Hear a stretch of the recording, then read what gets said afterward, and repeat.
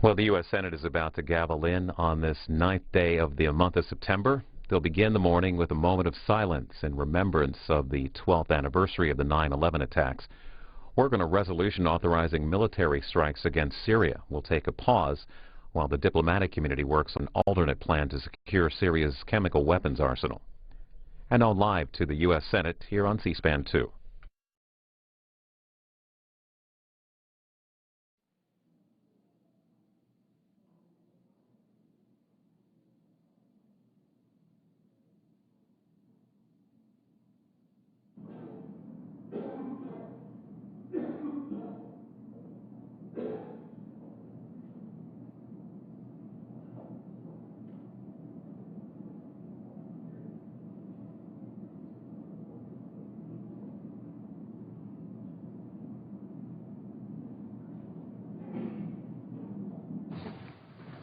The Senate will come to order.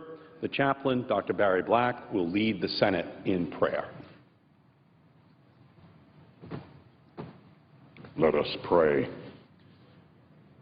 Eternal God, you are our rock, our fortress, and our deliverer. For we find refuge in your sovereign leading. On this 12th anniversary of the September 11th attacks, we thank you for the wisdom you provide us in our trying times. Through the terrorist attacks, you helped us to become more aware of our vulnerability as a nation, to better appreciate the heroes and heroines who emerge during seasons of crisis, and to discover how the worst of times can bring out the best in us.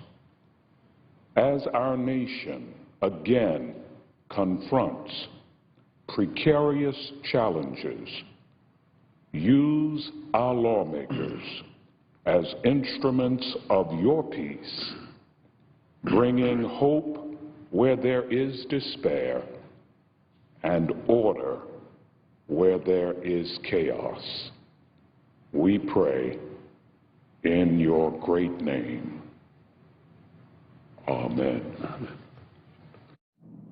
Join me in reciting the Pledge of Allegiance to the flag.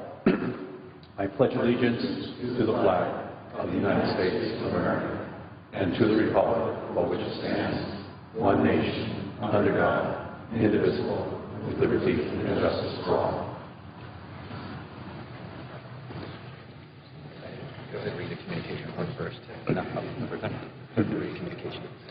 The clerk will read a communication to the Senate.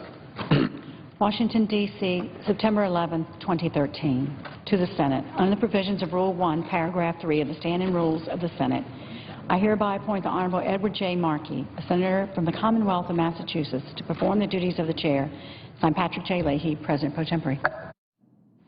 Under the previous order, the leadership time is reserved. Under the previous order, there will now be a moment of silence to pay tribute to the Americans whose lives were taken on September 11, 2001.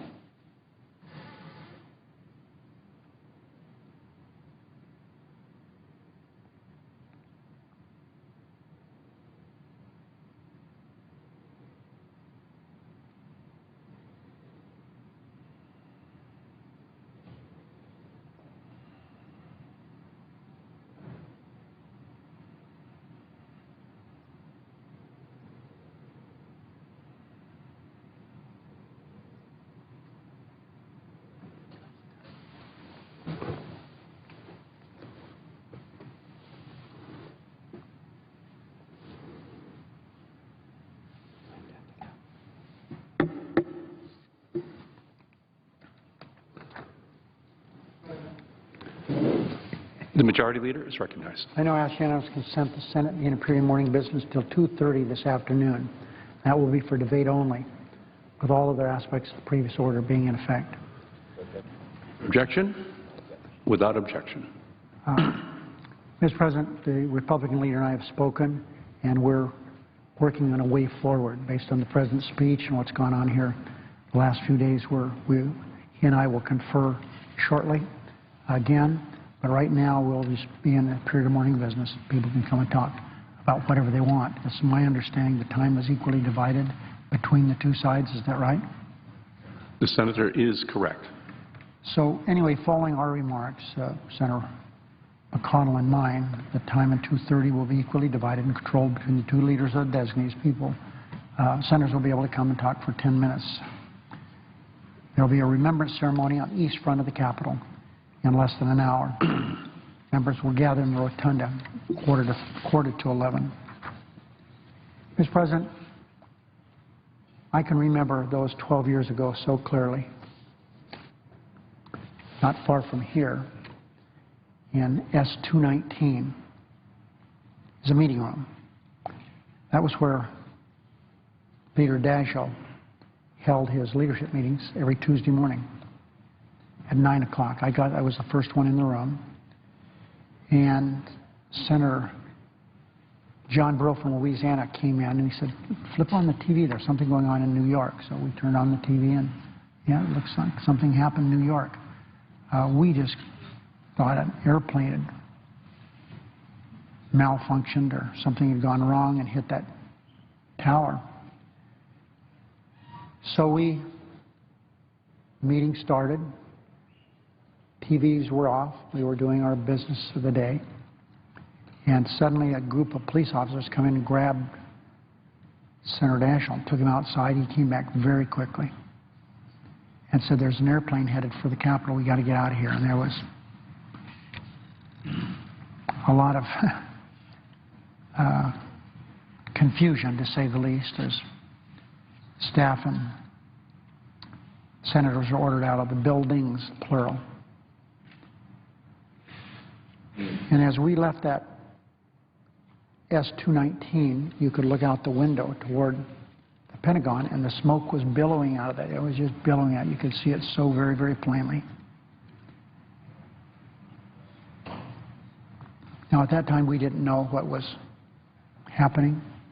We just knew we had been ordered to get out of here. And, of course, we have all memories of what took place that day.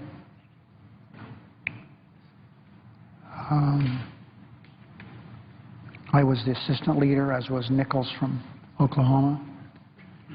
Lott was a Republican leader, Daschle the Democratic leader. And we were taken from the east front of the Capitol, the west front of the Capitol, to a secure location in helicopters. The scene when I was taken to the west front of the Capitol was eerie, to say the least. There were lots of people in black uniforms trying to create order out of confusion.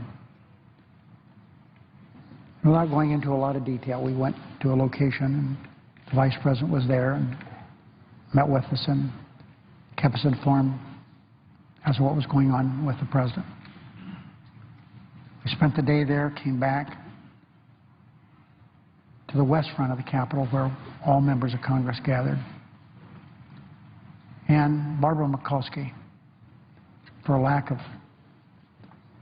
anyone having a better suggestion, she said, we should sing God Bless America, and she got the song started, and that was extremely memorable. So, Mr. President, we're going to have this ceremony here in just a few minutes out front, and I'll talk a little bit there. The four leaders have been asked to talk out there. But we did have a moment of silence regarding the more than 3,000 who were killed in New York, Pennsylvania, and at the Pentagon. But in addition to those 3,000 who were taken from us permanently, thousands and thousands of other people were injured, some of them permanently injured, missing legs, blindness, paralysis. So, Mr. President, I would just say that we raise our voices today in celebration of America's spirit of perseverance. May we never forget, though, 9/11. Mr. President, it's worth mentioning also, for sure, that on this day we also honor what took place a year ago in Libya, where one of our stellar ambassadors was murdered and 3 of his brave colleagues, all killed in Libya. Our country remains committed to seeking justice for them and every American victim of terrorism. And, Mr. President, that's what the debate of Syria is all about, terrorism.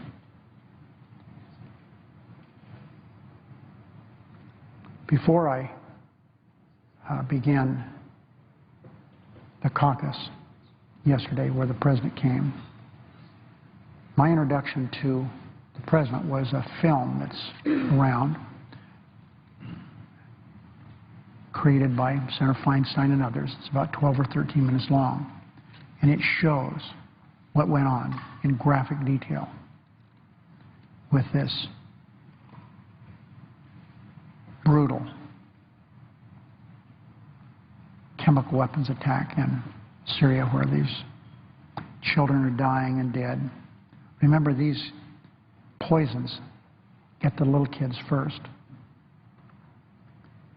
We have one of Senator Durbin's staff who is Palestinian. We all know Rima. She does the whip counts for Senator Durbin and for me. And I had her listen to the film. I watched it.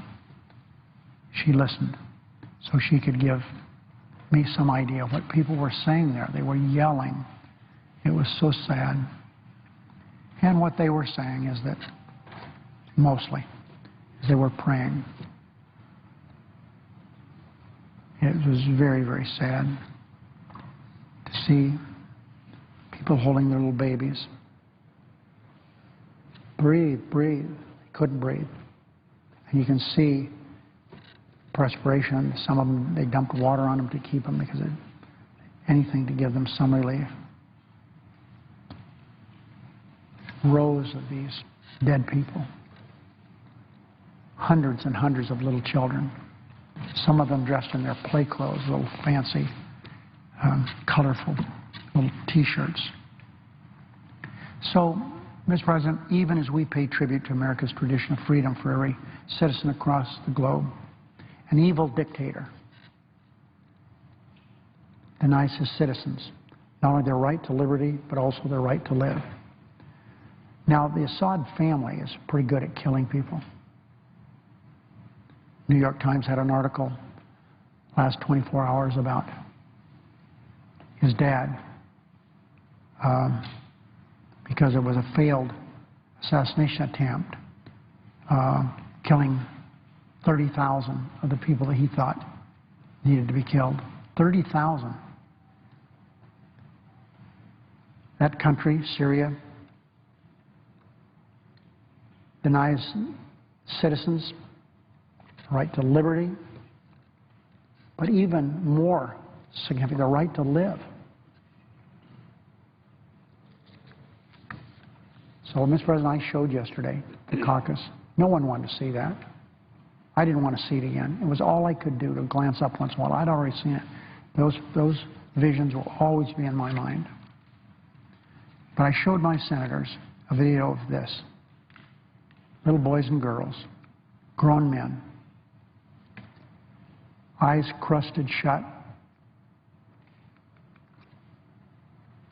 frothing from the mouth with such unspeakable scenery, convulsing, writhing, spasms from poison gas he used to murder them.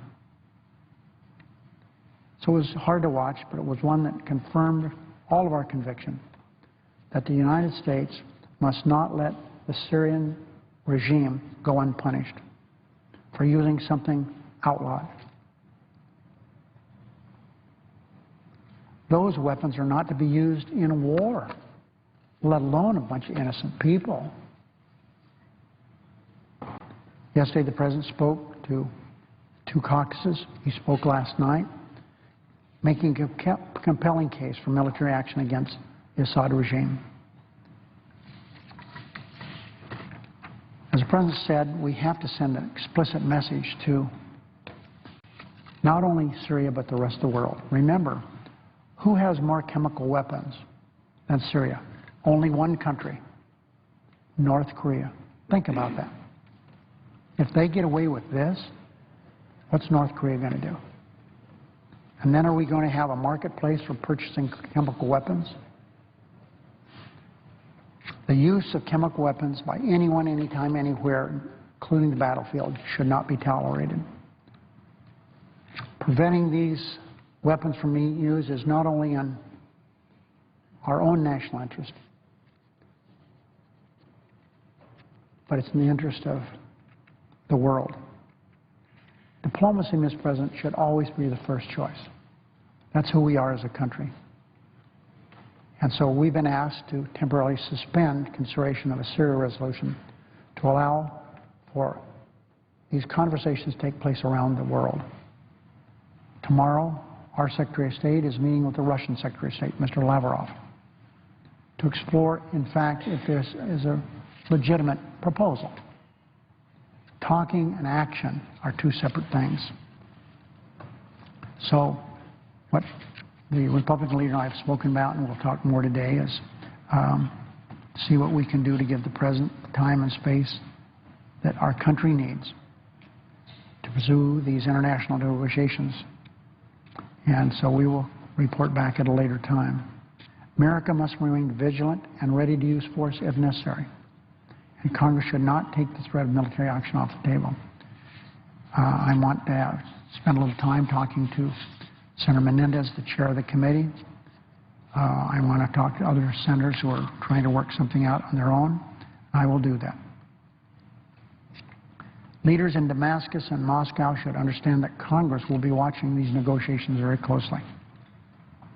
If there's any indication these are not serious, that it's a ploy to delay, to obstruct, to divert, then I think we have to, again, give the President the authority to hold the Assad regime accountable.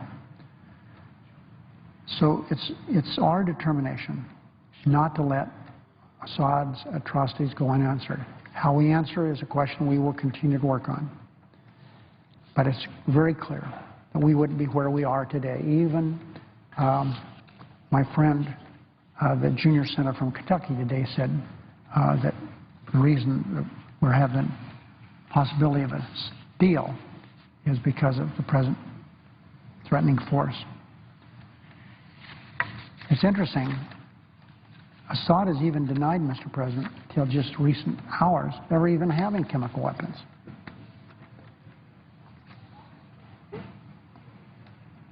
So it's Syria's power to avoid these strikes.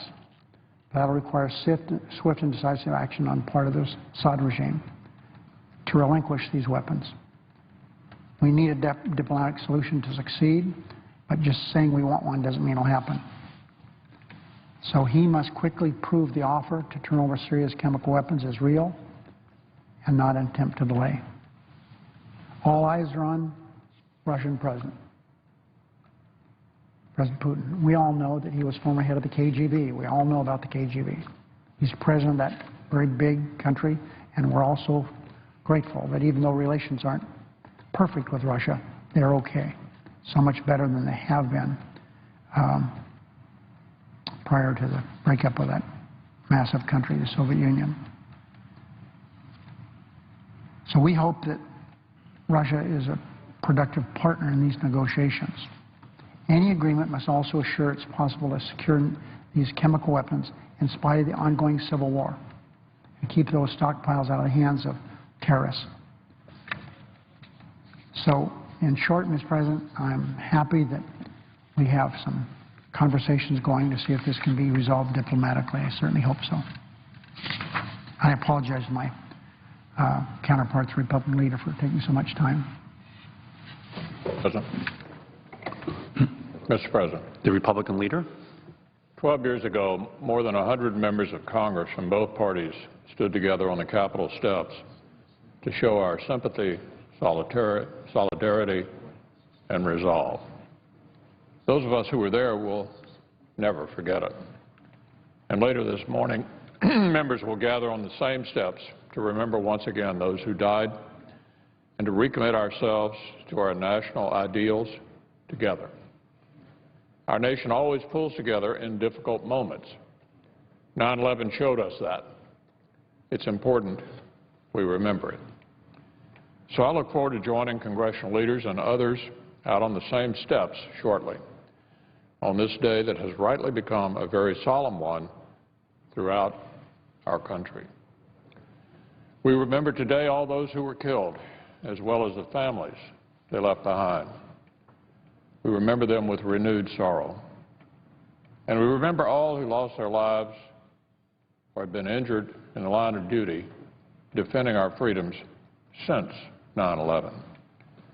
Today, we remember the resolve we shared on a clear September morning 12 years ago.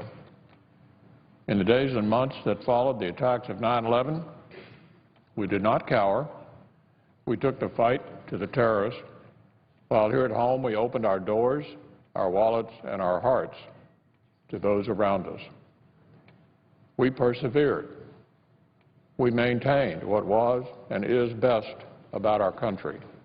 And together we will continue to do so as long as this struggle continues. Mr. President, I yield the floor. Under the previous order, the Senate will now be in a period of morning business for debate only until 2:30 p.m., with the time equally divided and controlled between the two leaders or their designees, with senators permitted to speak therein for up to 10 minutes each. Mr. President. The Assistant Majority Leader is recognized. Mr. President, in a few moments we will recess for a gathering on the steps of the Capitol. It is an annual event that commemorates 9/11. The leaders have spoken to their memories of that day, and I would associate myself with their remarks and the sadness that we all feel as we reflect on the lives lost to this blatant act of terrorism, some 3,000 Americans. We can all recall that moment. I can recall looking down the mall toward the Washington Monument and watching black smoke billowing across the mall from the Pentagon because of the deadly crash there that took the lives of the passengers on that plane and innocent people working in defense of America. That was a moment that will never be forgotten. Over the weekend, there was an indication of the new memorial in New York City that will commemorate this as well. And soon it will be open, and a lasting tribute to not only those who fell and their families we grieve with, but also to the paramedics and first responders who did such a remarkable and courageous job that day. It is in keeping with that theme that we reflect today on what the Majority Leader just told us. We had a visit yesterday from the President of the United States, who spoke directly to the Senate Democratic Caucus and Republican Caucus luncheons, answering questions from the senators. The President came to speak to us about the situation in Syria, about the use of chemical weapons, the deadly impact it's had on innocent people, and the obvious breach of norms of civilized conduct which the world has agreed to for almost 100 years. And the President made it clear that we have a chance now, an opportunity for a diplomatic solution because of the suggestion of the Russians that the Syrians come forward, surrender their chemical weapons, submit to inspections, and have real enforcement. Nations around the world are working with the United States to craft a resolution for the United Nations to consider. I am hopeful and I pray that they will be successful. If that occurs, The President will have achieved his goal without the use of military force, which is something he made clear to us yesterday that he hopes to pursue. Achieving his goal without the use of military force. Over and over again yesterday he told us, I am not a president who looks forward to the use of military force. I don't want to do it unless I have to. I believe that because I know the man. I've known him for many, many years, and I know what's in his heart. But we have to acknowledge the obvious. Had the President not raised the prospect of military force, this conversation on an international level would never have occurred. It was the President's leadership, even without majority support among the American people, that precipitated this action by President Putin, and I hope will lead to a diplomatic solution. It's where it should be, in the United Nations. And it was only the threat of veto by Russia and China in the Security Council which kept President Obama from turning to the United Nations first. But we have a chance, and I pray that it's successful. We will now move forward with other items on the Senate agenda very quickly, as we should. And still, the possibility that if this diplomatic effort fails, we'll have to return to this critically important debate about the future of Syria. The important thing to recall, though, is even after the chemical weapons are gone, and I pray that that happens with diplomatic efforts soon, there will still be a civil war in that country that has claimed 100,000 lives over the last several years. The sooner that comes to an end, the better. The humanitarian crisis on the ground in Syria is terrible, but the impact on surrounding nations is awful as well. Last year I visited a refugee camp in Turkey where Syrians, fearing for their lives, had moved by the thousands into Turkey. I reflected on the generosity and compassion of the people of Turkey, accepting 10,000 people in one of these refugee camps, providing for them shelter and food and medical care and education for their children. It was an amazing humanitarian gesture on their part. Then you go to the nation of Jordan. Jordan is overrun with refugees from the Middle East and has created serious economic challenges for that country and threats to political stability. The sooner this war ends in Syria, the sooner normalcy comes to the Middle East, the better for Jordan, the better for the entire region. So we pray that that occurs soon. Mr. President, this has been a rough few weeks as we've considered chemical weapons in Syria. As Senator Reid said yesterday, the objects and visions that we saw on this film and video, the victims of these chemical weapons, remind us of how horrible this is when those who turn to weapons of mass destruction are not held accountable. There are more innocent victims. I hope that we can solve this on a diplomatic basis. We will stand down now in terms of any congressional effort until that effort in the United Nations has a chance to reach fruition, and I pray that it will. I yield the floor.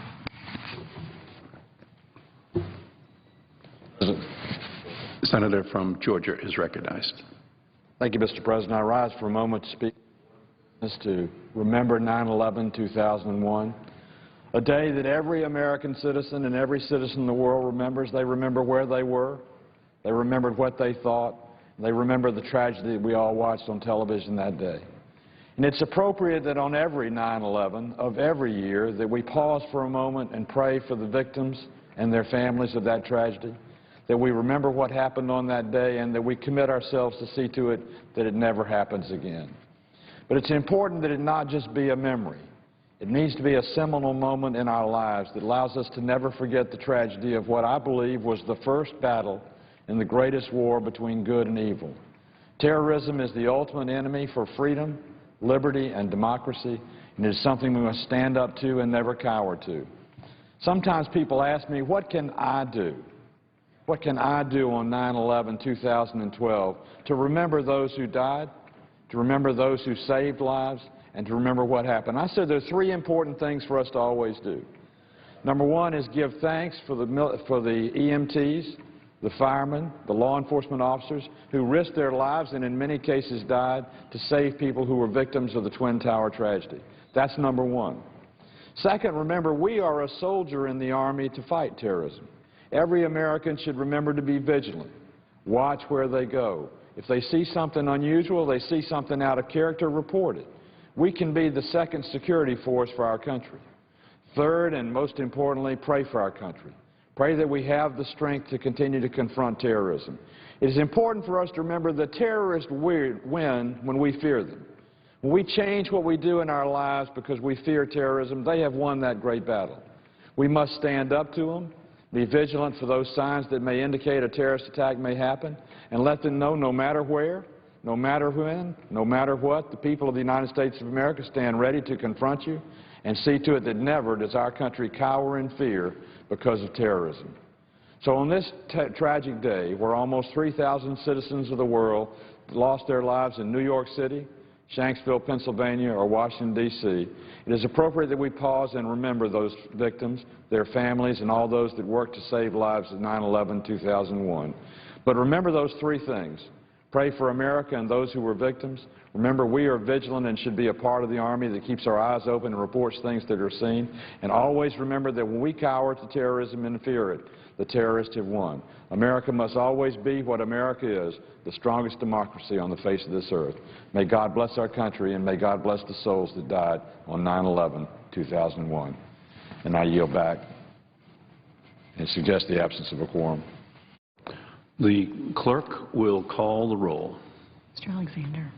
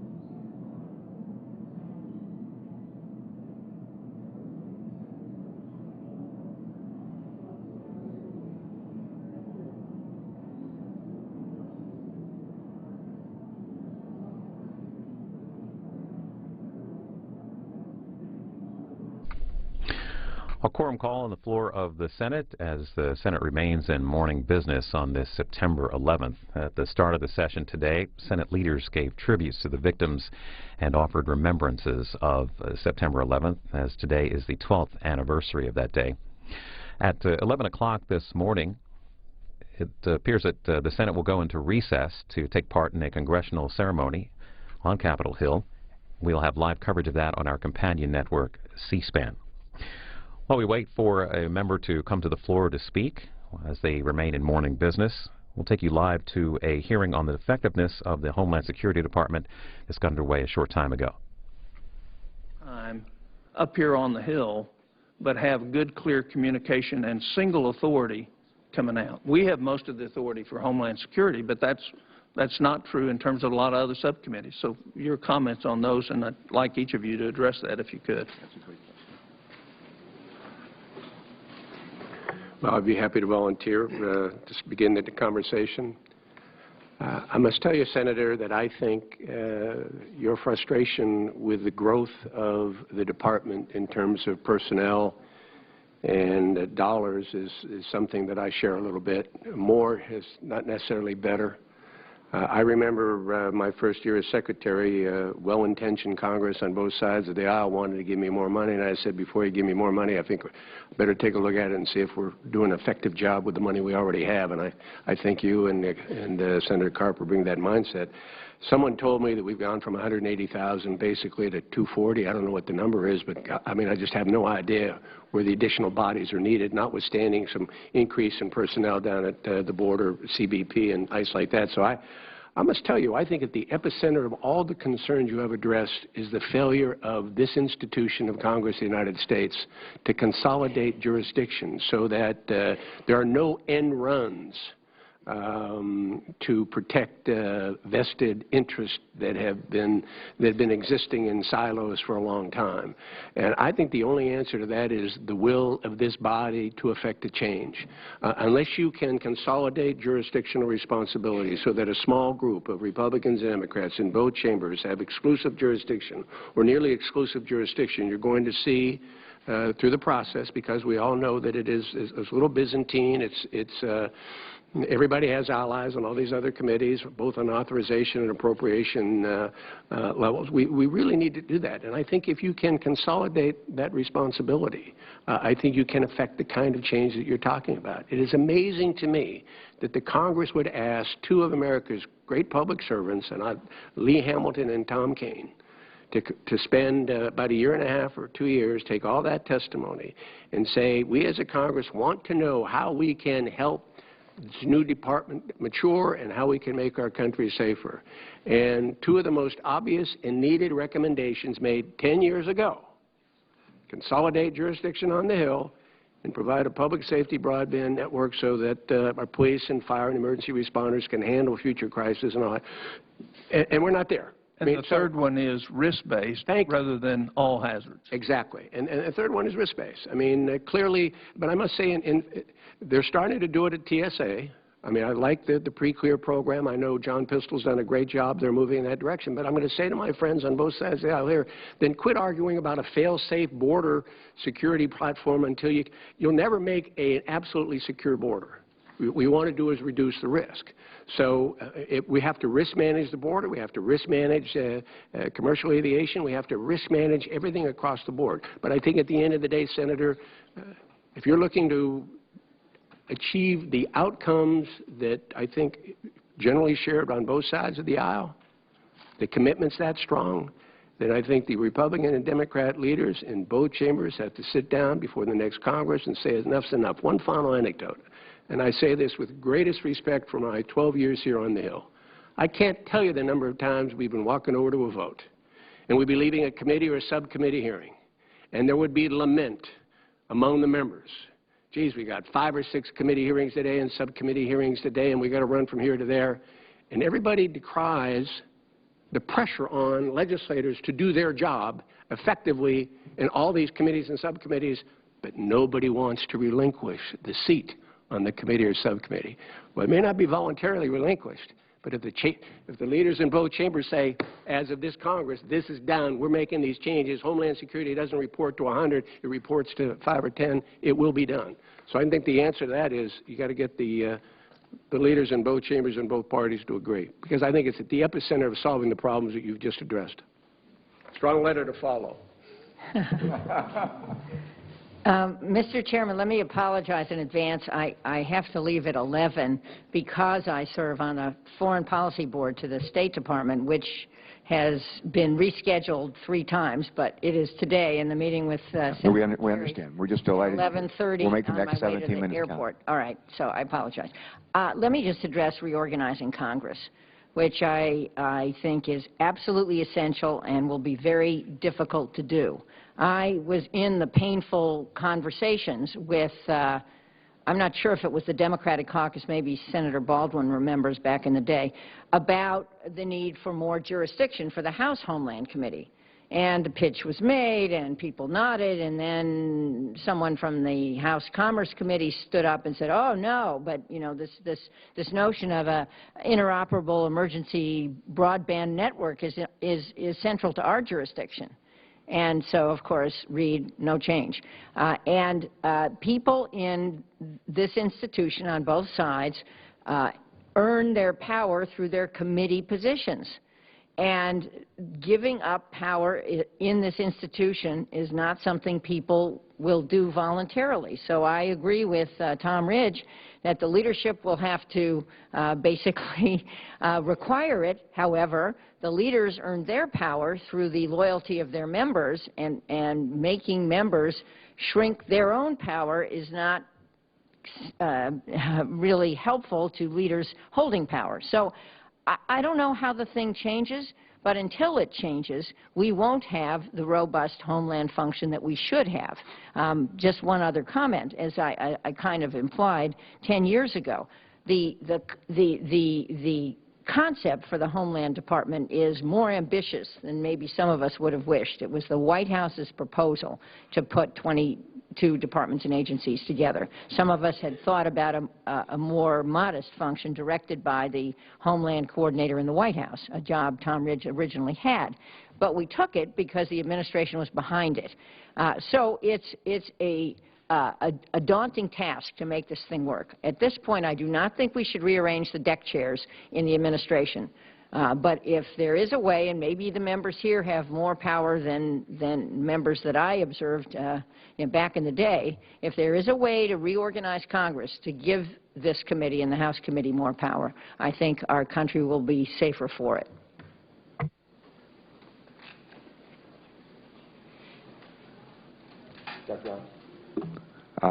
Dr. Allen. Avalon, you want to... Thank you, Mr. Chairman. And then Mr. Baker, go ahead. As I stated earlier, I spent several days out at the Sunnylands Estate at the Annenberg Foundation site in Rancho Mirage with Lee Hamilton and Tom Keene as part of the Aspen Task Force to produce the report that was set out today. My proposal would be that be submitted and attached to the record because there's a detailed discussion of that rather than take the committee's time here. I would say that I would not have served on that task force if I didn't subscribe to the concept that we need to make this simpler. The Coast Guard's authorizing committee is TNI, and there's a subcommittee for the Coast Guard there. I spent 4 years as a commandant on the Coast Guard without an authorization bill. There were significant issues that we needed to deal with, anywhere from fishing vessel safety to unregulated small boats. That never were able to be addressed, and then if they were, committees would assert jurisdiction. It'd have to be sent over to those committees for review.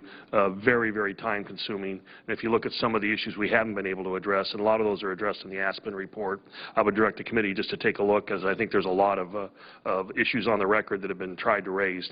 The issue of security for general aviation aircraft is another one moving forward. The only other point I would add in response to Senator Coburn's comments on risk base, if you look what we're trying to do right now with flood insurance, it's very instructive because we have a problem right now, and those that bear the risk don't pay for the risk. We have an extraordinary amount of liabilities that have been built up trying to pay off the flood insurance claims for Hurricane Katrina that still exist today, and there's no clear way to how those books are going to be balanced moving forward. On the other hand, you start to let those flood insurance fees rise. you have issues with local communities. And what you really need to do in the long run, in my view, is to get out ahead of all of this by starting to change behaviors on building codes, land use, and zoning out there, which is a much more strategic way to deal with this. But you can't do that if you have 4 or 5 committees asserting jurisdiction over the problem. I fully support the idea of reducing the number of authorizing and oversight committees. Let me, though, talk about 2 ways that we can address Senator Coburn's concerns about the budget and some of the other issues. It seems to me that proper authorizing legislation can set the framework for actually saving money in the budget. And I'll give you 2 examples. In fact, you raised one. The question of duplicating NSA's capabilities makes no sense for DHS to try to do that. NSA has built capabilities over 50 years, carrying out a mission that has been funded in ways that DHS's mission will never be funded. They have enormous capabilities. At the same time, both the American people and I think the Department of Homeland Security want some reassurance that if they lean on DHS to use those capabilities, that they won't discover that policies being made de facto, privacy policy in particular, by the people that they're leaning on. And so language that could create a set of authorizing legislation that sets aside DHS's authorities and leaves it in control of its area, drawing on NSA for talent and for tools and technologies that it already uses, you will end up saving money by relying on existing capabilities and creating at the same time reassurances for people about how that reliance will work. The same thing it seems to me is true if you can build a planning process, a budgeting process that uses integration, Office of Secretary of Defense type capabilities to say how can we reduce the budget effectively, how can we eliminate redundancies by looking at the authorizing language. If we do that, we'll be building the capabilities at what I described as the second tier, so that the Secretary doesn't have to sit down and get out the eye shade and start asking about the 14th line on individual components' budgets, but that is being done by a centralized staff that is trying to eliminate redundancies. So by creating the right kind of authorization for those central staffs, you set the framework for reducing the budget. And last, tied to that, it seems to me that until the day comes when we have eliminated many of the authorizing issues, one of the things that this committee can do is build a relationship with the appropriators, so that when the appropriators are asked about legislation that arguably is authorizing on appropriations, they know that this committee has looked at those ideas, has thought about them, has vetted language. Creating authorization language that may in a pinch end up in an appropriations bill is worth considering in at least the short run until we get to the promised land. Good, thanks. I realize I apologize to Senator Baldwin, Senator Chiesa, and Senator Yates just left to attend the observance. We've gone well beyond our 5 minutes, as you know, and I thank you for your patience. I just thought it was really important for us to allow this panel to answer these questions in the kind of thoughtful way that they've done. We spend so much of our lives here just going from one place to the other and in and out, as some of you know. And this was just a very, very helpful series of questions and responses. So Senator Johnson, if he comes back, is next. Senator Chiesa is going to be recognized next, and Senator Baldwin. And Senator Pryor was here. I think he's made the same decision that Senator Ayotte has made. But this is just excellent hearing, and just very, very pleased with the way it's going. And Jane will give you after Jeff asks this question, we'll give you maybe the first rights and the first shot at that if you want. And I know you have to leave. Thank you, Mr. Chairman, and thanks to this panel for being here today. Mr. Chairman, I join everybody in remembering the families, many from my state, who were so tragically impacted by the events of 9/11. We all remember where we were that day, certainly in New Jersey, watching this go on. I prepared some remarks that I'd ask you to make part of the record rather than reading them here today. Without objection. Thank you.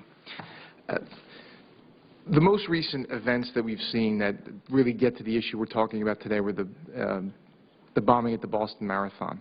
And at the time, and I've raised this issue before when we had Commissioner Davis here and others to talk about those events, and I was serving as Attorney General at the time, and I remember in real time being in my office and learning that there were contacts, potential contacts to what was going on there in my state. And I remember, and our state police and everybody just did an unbelievable job and turned that around in a way that makes everybody proud. It really does. And I understand that we want to work hard so that we don't have the event actually occur. So I have the same question, and Congresswoman Harman, I'd invite you to answer first because I have a time constraint. Do you think we have the appropriate, currently have the appropriate climate among the people that are responsible for having, developing, and sharing the information necessary so that that information is flowing appropriately? To get to Secretary Ridge's point, we're not overly siloed, because of all the things we're talking about, be it from a cyber perspective, be it from a terrorism perspective, be it from whatever these perspectives are, it's all about making sure the information is getting where it needs to get. And I'd ask each of you to talk to us about your thoughts on the current climate of the way that information is shared among the people responsible for sharing it. Well, thank you, Senator. I would give us, as I just said, an F for reorganizing Congress. I think it is really sad that Congress has a 19th century structure to deal with 21st century evolving threats against our country.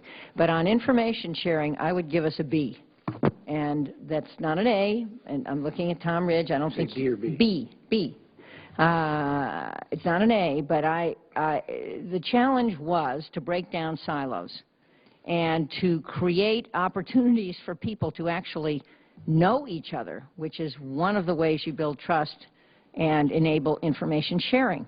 Yes, there were mistakes in the Boston Marathon case. The tied list didn't get to the right folks, and the FBI didn't follow up, and a little of this and a little of that. However, once the event occurred, Boston, the surrounding PDs, the state of Massachusetts, and all of our federal enforcement, law enforcement agencies and Homeland came together in almost a seamless way. And using video, including people's handheld phones, we were able to piece together, they were able to piece together the identity of the folks and to close in on them quickly. So that's why I say it's a B. After action, we were an A. Before action, we were probably a C. But this is improving. I just want to mention something that we haven't talked about, but it's something I know a lot about based on my role on the advisory committee to the DNI and some of these other intelligence places that I stay connected to. And that is that the dark side of information sharing is it enables a Snowden or others to get too much information and to use it for nefarious purposes. So our goal has to be to build the trust, to build the horizontal arrangements, but then also to put in safeguards so that people with bad motives inside our system or outside our system can't abuse it. And I don't think we mentioned that, and I do think it's part of the challenge going forward. Thank you. Secretary Ridge. Well, I had the great pleasure of working with Congresswoman Harman back then. I think she's grading on a higher curve than I would by giving everybody a B. I want to address, I'm not going to give them a grade, but I want to address something that I've found and I still find troubling. And it goes to the perception that DHS hadn't done its job. I remember doing some TV after the Detroit bomber, and DHS was criticized for letting the individual on the plane. And I think Secretary Napolitano was taking some heat, and I had to remind everybody that DHS does not gather information. They rely on the alphabet agencies to provide it. And if the State Department didn't give the information to DHS and Customs and Border Protection and give them reason not to put the person on a plane, then DHS should not be held accountable, but it seems from time to time they are. I think back to Fort Hood. There's been public revelation that the FBI, in 2 different venues, were aware that Hassan was emailing the radical cleric in Yemen. And DHS takes a little hit on that. Why didn't they do more? Well, I mean, frankly, that wasn't in DHS's spot. Somebody's going to ask a couple of the other agencies why they didn't do more. And then I'm going to go to your question with regard to Boston. I don't think that the FBI is on a speed dial arrangement with the Kremlin. And I'd like to know personally how often the Kremlin picks up the phone and says, we think you got a couple of terrorists in your mix. So I don't know how thorough the examination of that revelation was within the FBI. I'm not faulting the FBI. I just don't know whether or not the federal government generally, including the FBI, took Russian intelligence communication as seriously as it should have. There may have been other agencies that should have been involved. I think the response, as Congresswoman Harman said, to that incident was phenomenal. I mean, DHS didn't get the credit. I mean, there were grants that went out. There were training programs that went out. All that was done under DHS. But that's triage after the incident. And that's why information sharing is so critically important. And so let me just take this a little step further. Let's assume that you break down the silos and there's more and better information sharing conceptually. I think somebody's got to take a look at classification. The easiest way for an agency, I don't care what the agency is, to deny access to, and I'm concerned about state and locals and private sector, is to say it's top secret SCI. Well, nobody wants to touch it. So I think somebody's got to take a look at classification. I've seen a lot of things that were classified top secret that I know you could have shared with folks that wouldn't do harm to sources and methods. And then, so I think classification is very important, particularly if we're serious about information sharing down the state, locals, and the private sector. And finally, I think attorney generals have to know more information about what's going on in their state. I'm just one of those folks. You can't secure the country from inside the Beltway, and at some point in time, federal agencies, the alphabet agencies, have to entrust high-level law enforcement members in all 50 states and territories with information about what's going on in their respective states. I venture a guess that you have no idea, as all the investigations didn't when you were Attorney General, into potential terrorism activity in your state. I think it's a huge mistake. People say, well, that somebody may reveal that information that was shared. Well, then there'll be punitive, there'll be consequences. But I just think we need to expand the network with fellow Americans who have responsibilities for safety and security in this country. We've got to start trusting them. You can't just keep all that information in here. So that's my response to that inquiry. And I do think we need to take a look at classification because it's overly classified, which is reason not to share. And safety and security is your ultimate concern. You have to trust fellow Americans outside the city to help keep the country safe and secure. Thank you, Secretary. And I know that my experience was that— Congresswoman Harman, as you leave, thank you very, very much. Godspeed. Mr. Chairman, I know I'm out of time. I just want to— we had the opportunity to be briefed, and every Attorney General's jurisdiction is a little bit different. Mine included a lot of those things. So, and I think but I think to get to your point, others have made these relationships. The first time you're talking can't be after an event, right? And talking before it and having some trust and having seen somebody is invaluable once the event starts, so that there's no hesitation. Because that stuff that information has to get to the decision makers and to the rescuers and to whomever else is involved. So I appreciate your thoughts on that.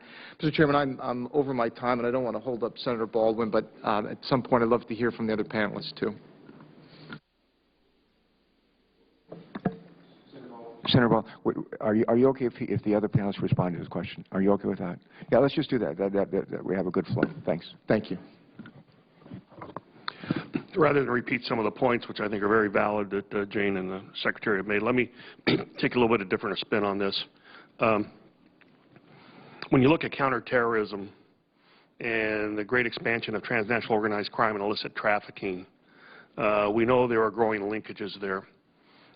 Whether you're a terrorist or you're a criminal, you have to do a couple of things that are visible. You have to talk, you have to move, and you have to spend money. And every agency, operates basically on a case doctrine on how you manage it. And in that case, there's usually confidential informants and their sources and methods. That usually is the root of classification that Secretary Ridge referred to because they're trying to protect that. The problem is that our law enforcement structure in this country has evolved over the last century against business lines of the bad guys. Drugs, alcohol, tobacco, firearms, counterfeiting, intellectual property, all managed by a law enforcement agency that manages as a case. The fact of the matter is we're dealing with networks, illicit networks, that generate cash however they need to perpetuate their regime.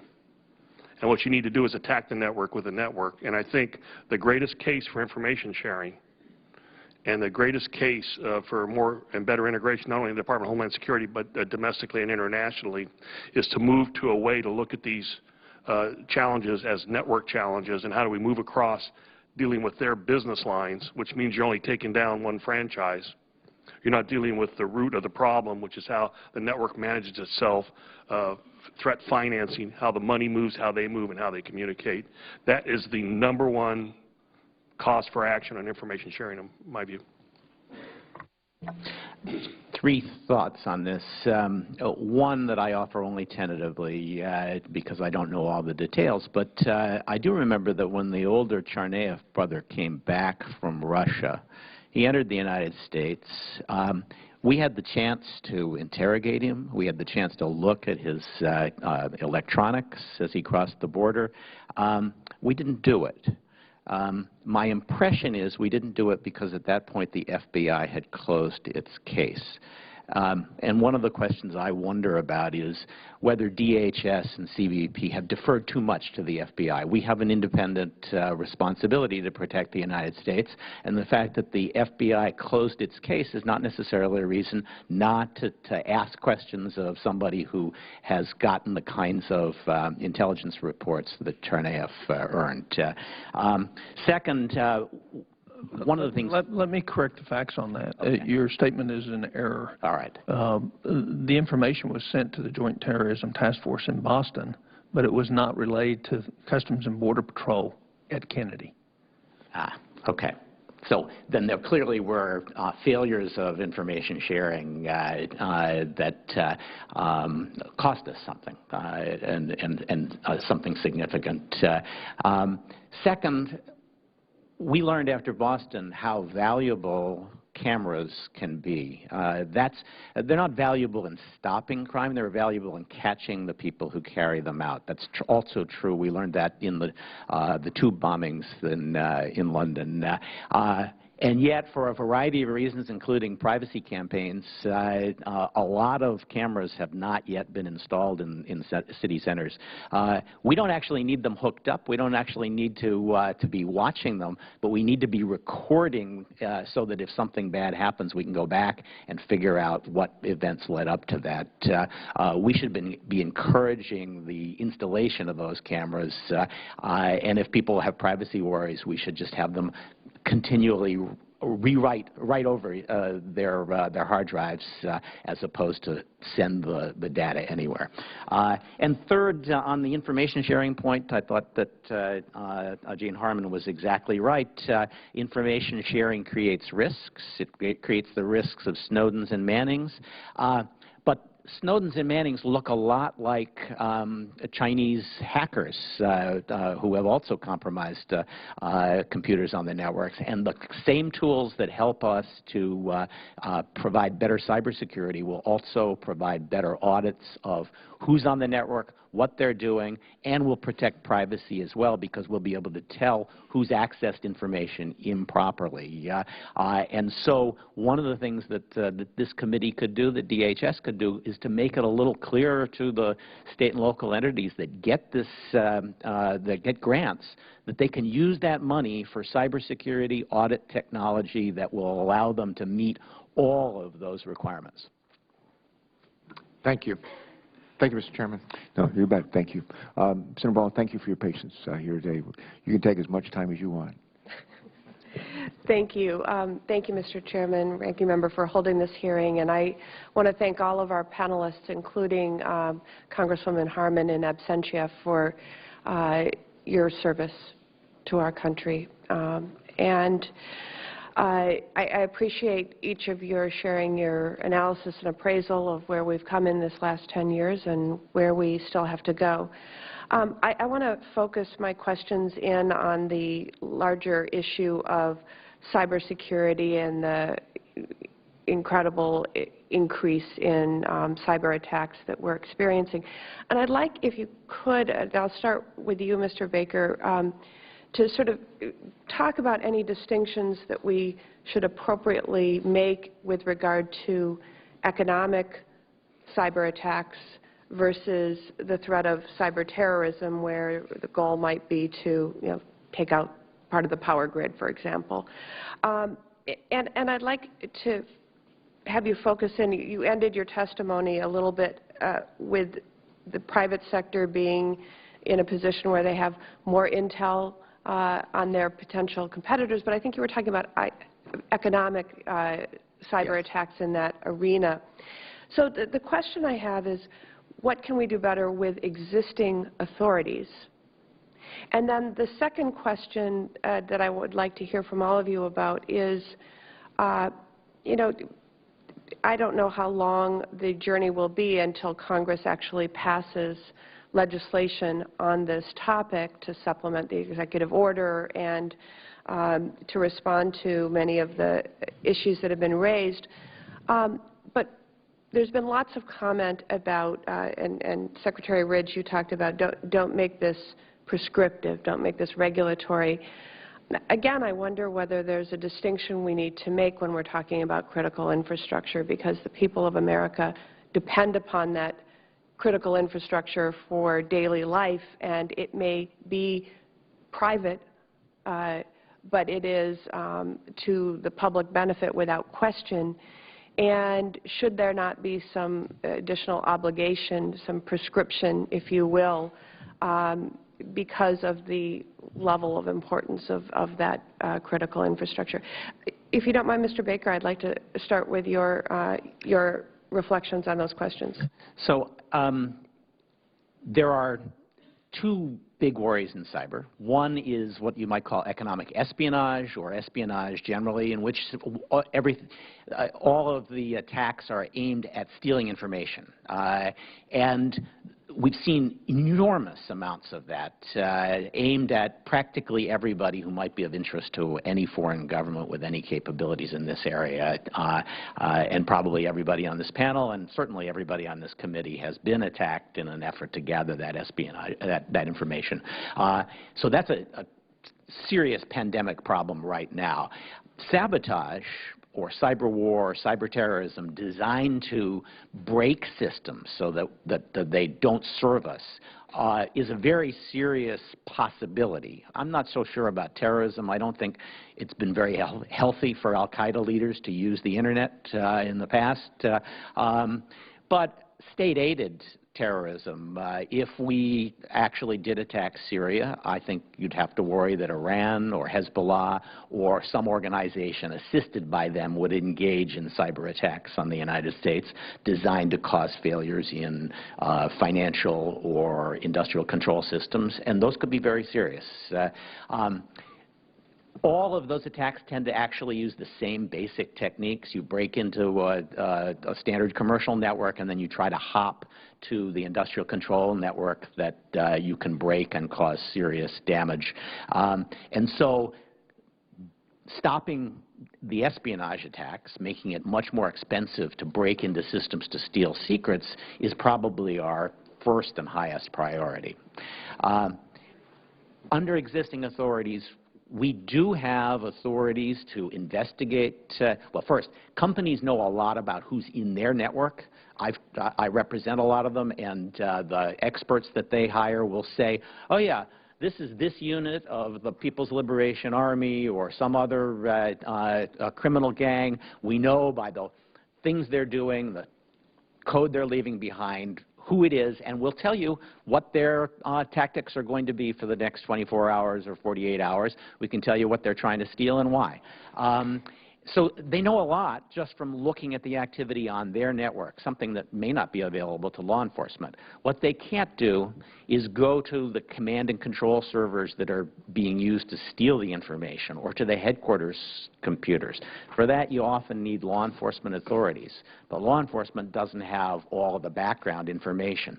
So we need to find a way to use existing law enforcement authorities and the existing resources and information that individual companies have to actually track those guys back home and then begin looking for reasonably creative penalties that can be applied. Again, using existing authorities, we can deny visas for any good reason.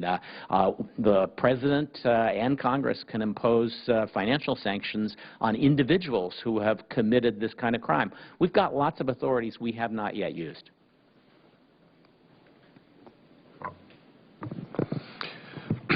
I think the progress that has been made with the executive order that was signed by the President regarding cybersecurity and infrastructure protection has taken a major step forward. I think, though, as was mentioned earlier, until you start dealing with the issues about proprietary data, antitrust issues, and liability, there's going to be a hesitancy of the private sector to want to fully get on board with that. Now, I think the conversation that has been started in the last 2 weeks with the release of the draft voluntary framework by NIST is going to advance that discussion further. There are some critics that have said that's too general and not detailed enough to be effective. My position would be that you need to start out with a 1.0 version and go to a 2.0 version, and having that conversation and moving forward and involving the private sector in that is really what's needed. But if you look at this problem, this is a classic case of macroeconomics on what's the inherent governmental role here. What should the private sector be doing? And I think there is not a consensus in the country about what those roles are. Whether the market's going to clear security or the government going to provide that will be a command and control regulatory system. I think to figure out a way, number one, to share the information that's currently held classified within the government and get that out to the people that need it. On the other hand, when they are attacked, to get that information out of them so it can be used when they're concerned about regulatory oversight, potential civil or criminal penalties associated with that. I will just say this, and it's there are a lot of people out there that are trying to work this problem. I've had the opportunity over the last couple of years to work with an organization in Pittsburgh called the National Cyber Forensics and Training Alliance. It's a 501(c) organization that was developed with the local folks at the Software Engineering Institute at Carnegie Mellon and the local FBI office. And they actually have kind of developed a way to create what I would call a metaphorical Switzerland, where they're co-located in the same place. So it's capable of just walking across the hall and exchanging information, understanding the protocols, building trust, and so forth. But we're going to have to figure out a way for both of those parties to come into an area where they are free of risk, organizational risk, to provide that information and exchange it. If we can't do that, it doesn't matter what the role of the government is or what the role of the private sector is, it's not going to work. And of all the conversations I've had in the last 2 or 3 years regarding this very complex problem, the National Cyber Forensics and Training Alliance has come closer to trying and figuring out exactly how that works than any organization I've run into, and I would suggest the committee may want to reach out and talk to them. Senator, I think there's a lot of progress made. Mic on. Turn your mic on. I believe that quite a bit of progress has been made since the establishment of the department with regard to addressing cyber security, although I think we all have to honestly admit in 2003, when the enabling legislation was created, there was no one, I don't think, that was as concerned about, some may have been, the emerging threat of cyber incursions as we all are today. It's accelerated. I mean, it's pretty remarkable if you think that we commercialized the Internet in 92 or 93, and now it's the backbone of absolutely everything we do. And so the sensitivity and concern with regard to distinguishing between what's an economic event and what's actually a more defense-directed or offense-directed security incursion is a legitimate one. We know who the actors are. You have nation states, you have terrorists, you have hackers employed by nation states and terrorists, you have organized crime. There are multiple challenges.